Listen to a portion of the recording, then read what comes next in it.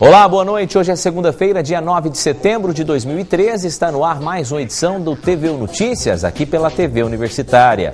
A construção civil vem passando por um verdadeiro boom e até mudando o perfil de algumas regiões da cidade. Na Zona Sul, por exemplo, muitos bairros vêm atraindo empreendimentos de médio e de alto padrão.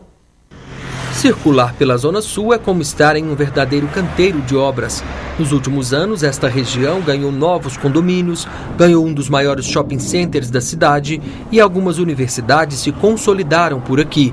A localidade, aos poucos, também se tornou hospitaleira às residências de luxo. Há uma tradição de terrenos maiores, né, de condomínios que já foram feitos no passado e que estão sendo lançados novos condomínios. Então, isso cria um atrativo muito importante para que as pessoas queiram se instalar lá. Então, nós temos hoje grandes condomínios novos sendo instalados e temos os antigos também que já estão acabando de ser utilizados.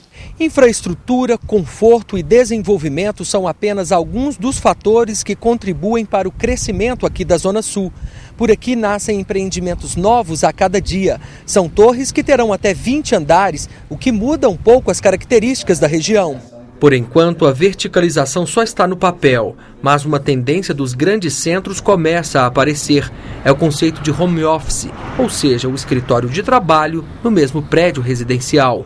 Outros loteamentos que estão sendo próximos ao aeroporto que criam um conceito novo de moradia, onde o morar e trabalhar junto foi levado em consideração nesses novos investimentos que estão sendo feitos próximo ao aeroporto. Então, quer dizer, a cidade tem os seus vetores de crescimento em todas as direções e para todas as faixas de renda também. Quem optou por residir numa das regiões que mais cresce sabe bem os motivos. Esta instrutora de artes chinesas já trabalha na Zona Sul e decidiu investir em um novo apartamento por aqui também. É bem próximo, né, da área do centro, né, o acesso ali a Rondon, então você consegue chegar aos outros locais com muita facilidade. E tem isso, você consegue tranquilidade, mas também tem opções de lazer, como shopping próximo. Então acho que isso é que torna bem atrativo, né, bem próximo de outros lugares do centro, mas também tem já opções nos próprios bairros, né, nessa área. Mas o que vem atraindo tantos moradores e investimentos para esta região? Este especialista em planejamento regional e urbano aponta alguns fatores. No início da década de 90, até o final da década de 90, experienciou, como outras cidades do Brasil, mas experienciou de forma bastante rápida a expansão dos condomínios fechados, né? E a Zona Sul de Uberlândia estava pronta para receber esse grande investimento de condomínios fechados. Primeiramente feito por empreendimentos locais, empreendedores da própria cidade e região, e mais recentemente, nos últimos 5, 6 anos, contando agora com investimentos de capital financeiro e grandes imobiliárias do capital nacional. Então isso, vamos dizer assim, exponenciou a capacidade de expansão daquela área da cidade de Uberlândia. E a Câmara Municipal de Uberlândia aprovou na última sexta-feira um reajuste no valor do IPTU que pode chegar, em alguns casos, a até 60% em Uberlândia. Sobre este assunto, eu converso agora com o professor Eduardo Nunes, que é economista e especialista em desenvolvimento urbano. Boa noite, professor. Eu gostaria de saber, primeiramente, a sua opinião. Uberlândia comporta um reajuste desse de 30% nos casos dos imóveis residenciais e até 60% naqueles casos em que existem terrenos, apenas as questões de terreno sem construção? Boa noite. Boa noite. Primeiro, a gente precisa qualificar o que está acontecendo, né? Na verdade, ninguém gosta de pagar impostos, então é claro que sempre que se fala em aumento de impostos, todo mundo fica antenado. E sempre que se paga impostos, se pensa qual é a contrapartida que isso está voltando à sociedade. Então, nesse sentido, é sempre bom discutir para que está cobrando e qual vai ser o retorno à sociedade. Então, em primeiro lugar, nós não estamos vendo uma mudança, ou seja, um aumento no IPTU. O que a Prefeitura está encaminhando é uma mudança na planta de valores, ou seja, alguns imóveis estão subavaliados, ou seja, estão pagando o imposto com um preço muito abaixo do valor venal desse imóvel, para as pessoas entenderem. Então, e são basicamente aqueles imóveis de maior valor, né? Porque é bom sempre lembrar que as pessoas que têm imóveis com menos de 70 metros quadrados e pessoas que têm programa, por exemplo, Minha Casa Minha Vida, são totalmente isentos. Então, não é para todo mundo. Então, o que a Prefeitura propôs é corrigir a tabela. Imagine você, se você vai vender sua casa, ela vale hoje no mercado R$100 mil. Mas lá na prefeitura está registrado 20 mil e você paga o imposto sobre 20 mil.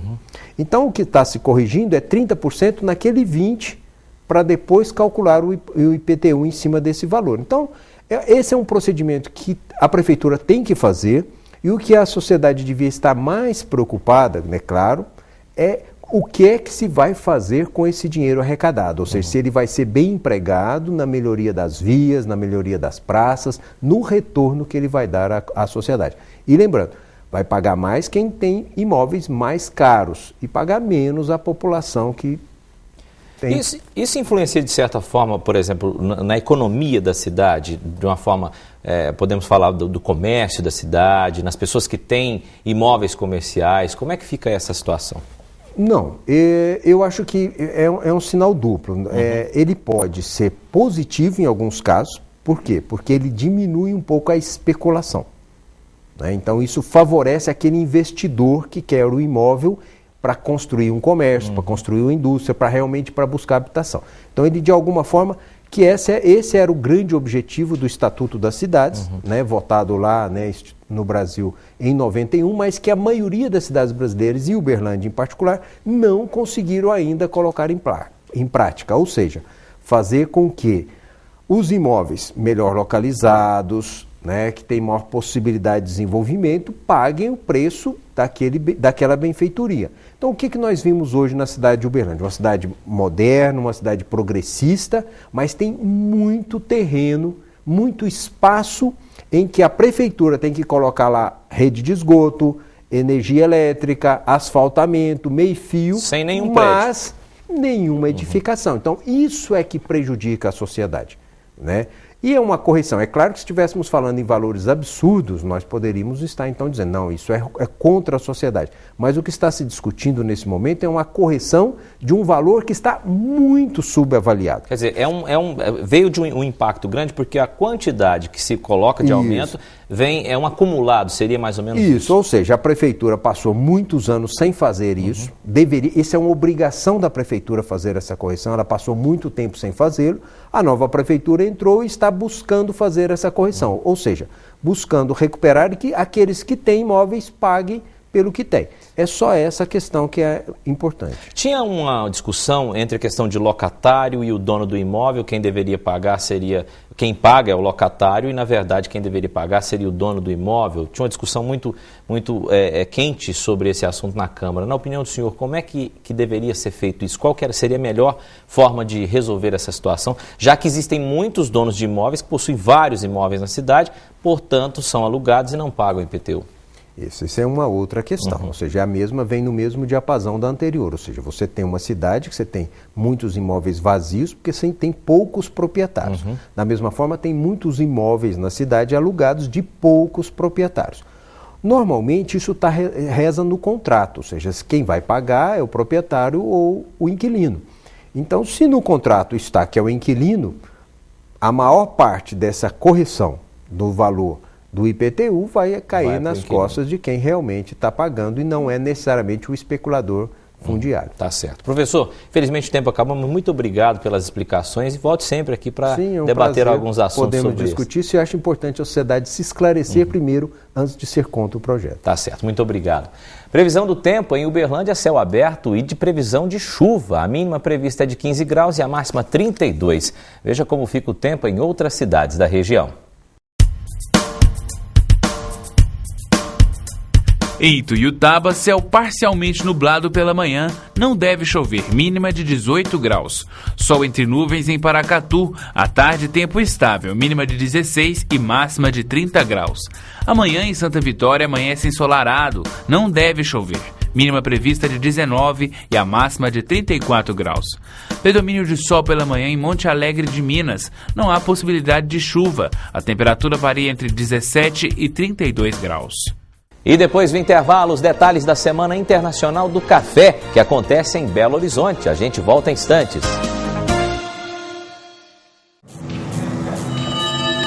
Com as drogas é sempre assim. No começo, tudo parece uma incrível viagem. Mas aí, você vai perdendo o controle, cada vez mais, até que uma hora você chega ao fim da linha. Ligue e peça ajuda. Você não está sozinho na luta contra as drogas. Governo de Minas.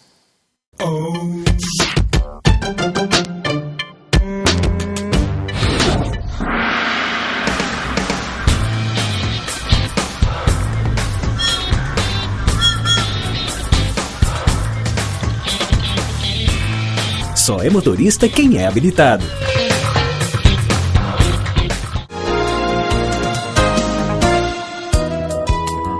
O Centro de Documentação e Pesquisa em História da Universidade Federal de Uberlândia expõe um acervo de revista e discos, Vozes Femininas, o CEDIS e a Era de Ouro do Rádio, 1930-1960.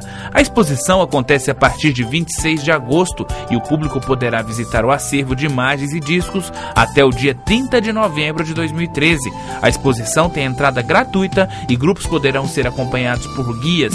Para isso é preciso agendar a visita. O CEDIS funciona de segunda a sexta-feira, das 9 às 18 horas, no bloco 1Q, no campus Santa Mônica da UFO.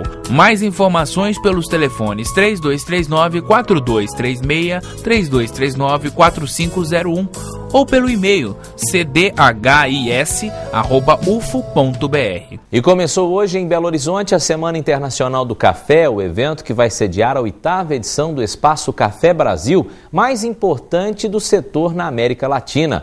Outro destaque também é a reunião dos 50 anos da Organização Internacional do Café. 1/4 de todo o café consumido no mundo é produzido em Minas. E é pela importância que o Estado representa para o setor cafeeiro que será realizada aqui a Semana Internacional do Café. O evento vai sediar a 8ª edição do Espaço Café Brasil, mais importante feira do setor na América Latina, e também a reunião de 50 anos da OIC, Organização Internacional do Café, que é o principal organismo governamental do mundo ligado ao setor. Na reunião, realizada em Minas pela primeira vez, representantes de mais de 70 países irão debater a produção e os rumos do mercado. Nós tivemos o ano passado em Londres, onde conseguimos trazer essa reunião do OIC para cá. Minas Gerais é o primeiro produtor de café do Brasil. Se nós fôssemos um país, seríamos o primeiro do mundo. E temos o café não somente em quantidade, mas principalmente em qualidade. O café é de excelente qualidade. É o segundo item da balança comercial de Minas e Minas não poderia ficar fora desse contexto mundial do café para que realmente possamos mostrar a qualidade do nosso café, de que é excepcional. A semana será realizada no Expo Minas, de 9 a 13 de setembro. Entre as atrações, campeonatos nacionais de baristas, que premiam os melhores profissionais do país no preparo de café.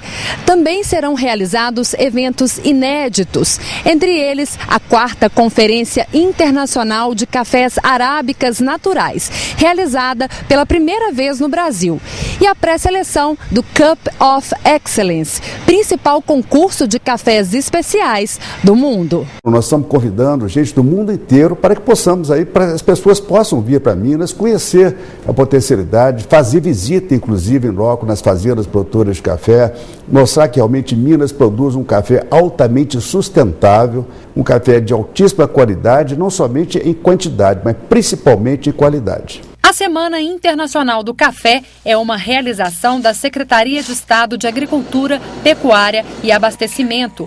Outras informações sobre o evento estão no site www.semanainternacionaldocafé.com.br.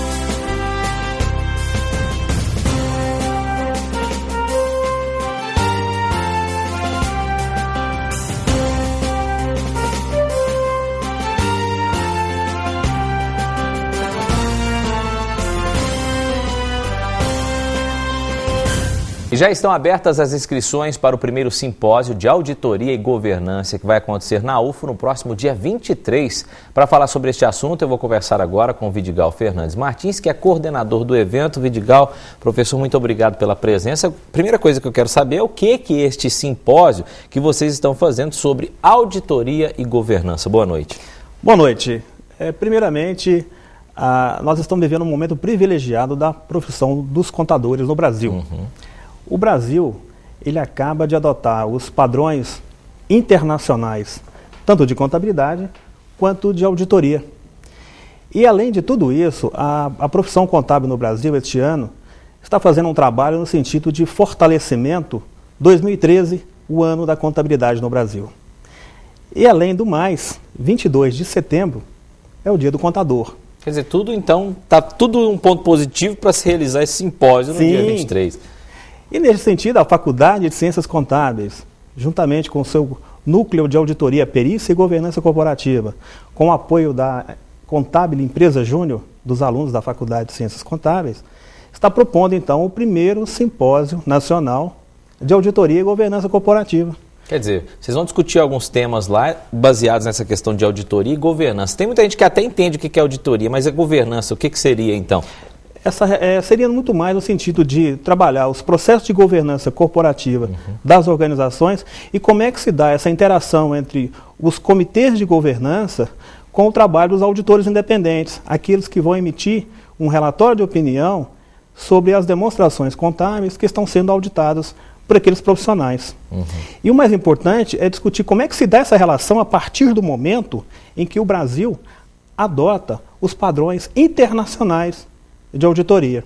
Então vai ser um momento privilegiado para discutir com profissionais da área como se dá essa relação a partir do momento da adoção das normas internacionais no Brasil. Vamos falar da programação. Eu sei que o tempo é curto, mas dá para a gente resumir o que vai acontecer? Sim, a programação, o nosso simpósio ele começa no dia 23 de setembro, às 9 horas, com uma palestra magna do presidente da Academia Mineira de Ciências Contábeis, o professor Paulo César Constantino. Em seguida, teremos a palestra com o contador Alexandre Queiroz, que é um profissional renomado na área de governança.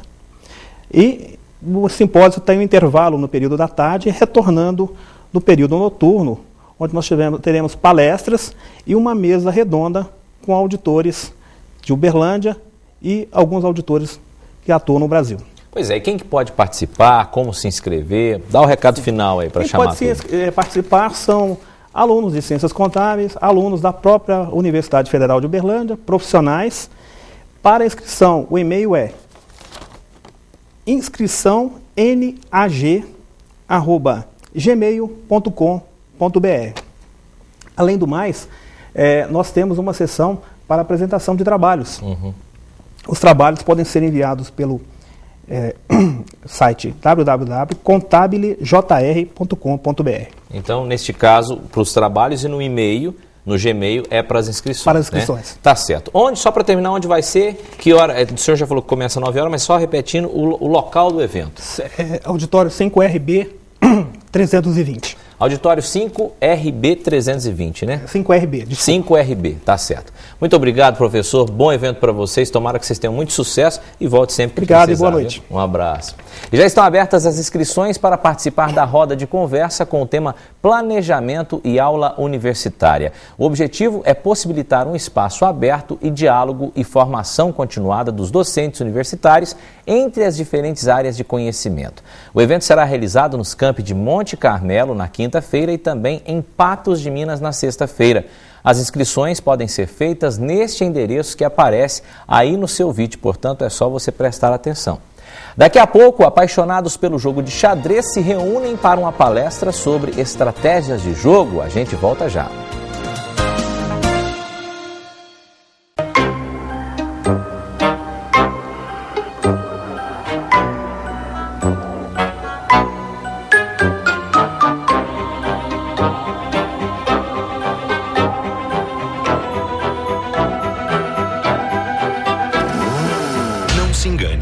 Coisas que seu filho não está preparado para ver. Confira sempre a classificação indicativa. Ministério da Justiça, Governo Federal.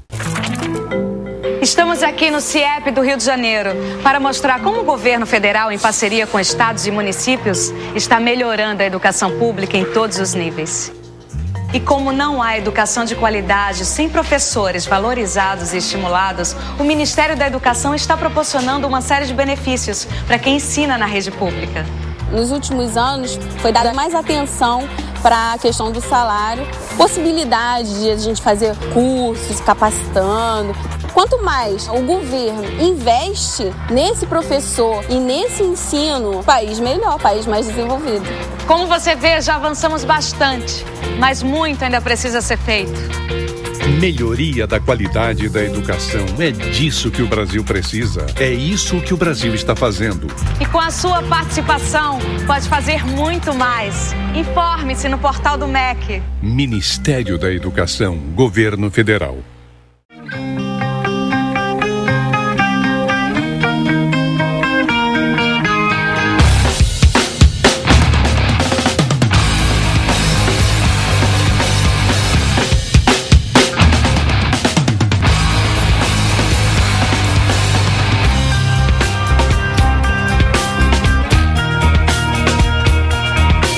FAEF, Faculdade de Educação Física e Fisioterapia da Universidade Federal de Uberlândia.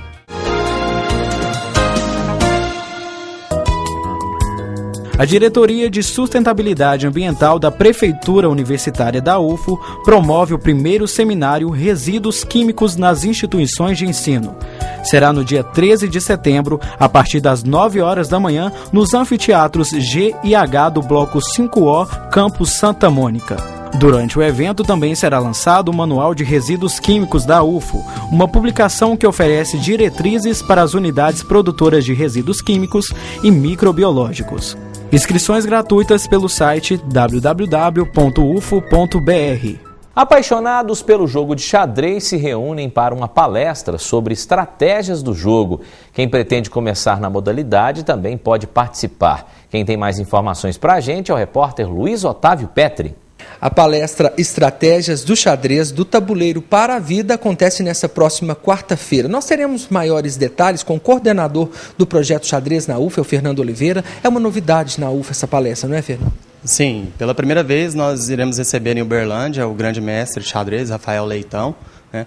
Essa é uma atividade, a palestra que ele vai realizar é uma atividade do projeto Xadrez na UFA, uma das nossas atividades. E o Rafael vai nos prestigiar com a sua presença aqui, vai falar da sua carreira, vai falar de como um enxadrista pode se desenvolver no xadrez e os benefícios que o esporte pode trazer para a vida das pessoas, para melhorar a vida das pessoas. Lembrando que o Rafael, que ele é pentacampeão brasileiro de xadrez, vai estar pela primeira vez aqui. Sim, o Rafael Leitão, ele é o destaque brasileiro no cenário mundial do xadrez. Ele já ficou entre os 16 melhores jogadores do mundo e no Brasil ele é o líder, é o topo do ranking dos jogadores brasileiros.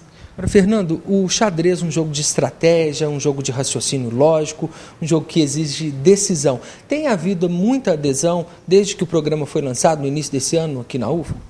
Sim, né? Foi uma surpresa desde o início. Nós abrimos uma turma para 25 alunos e recebemos cerca de 600 inscrições.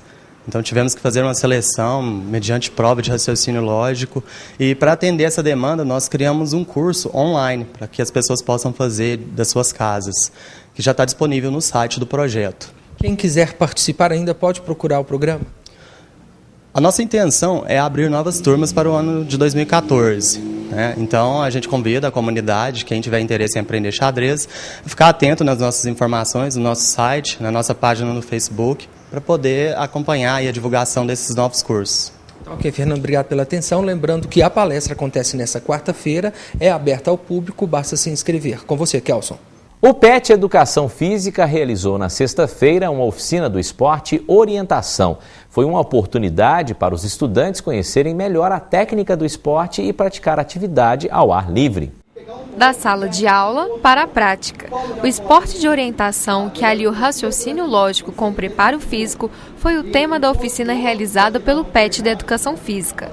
O esporte, que é praticado ao ar livre, traz benefícios. Quando a pessoa tem contato com a natureza, eu acho que isso daí já é um benefício espetacular para a prática do esporte. Além de também conhecer o instrumento de bússola, interpretação de bússolas e mapas. Rômulo Monteiro é o orientador da oficina, dono do título da primeira etapa do Brasileiro em 2010 e campeão mineiro em 2011, é ele quem dá as dicas de como praticar o esporte com a ajuda da bússola e do mapa. O principal da oficina é mostrar como usar a bússola e o que é esse instrumento, a bússola. Existe uma técnica. Como funciona essa técnica? Existe o norte magnético, que se dá pela bússola, e o norte cartográfico, que é o norte que nós temos na carta, ou seja, no mapa. O que nós devemos fazer? Nós devemos colocar o norte magnético junto com o norte cartográfico para saber a direção correta que eu estou indo. Ou seja, aqui eu estou com o norte cartográfico, eu vou colocar a bússola aqui e vou girar até o norte magnético ficar junto com o norte cartográfico. Lucier Barbosa começou a praticar o esporte há pouco tempo e, junto com o time da UFO, vai participar do Campeonato Universitário Brasileiro de Orientação, que acontece ainda esse mês em Goiás. Ele está cheio de expectativas. Eu espero o melhor resultado possível, né? Logo com a aprendizagem aqui, né? Com a oficina, né? E com os estudos, né? É um esporte muito interessante, né? Além de preparar fisicamente o corpo, né? Prepara também a mente, né? Trabalha muito com a mente, né? Com bússola, né? Então trabalha com muito essa conjunção aí. E o nosso TV Notícias de hoje fica por aqui, mas amanhã, terça-feira, a gente volta às 6h30 da noite com muito mais informações para você. Obrigado pela audiência, tenham todos uma boa noite, a gente se vê amanhã. Até lá!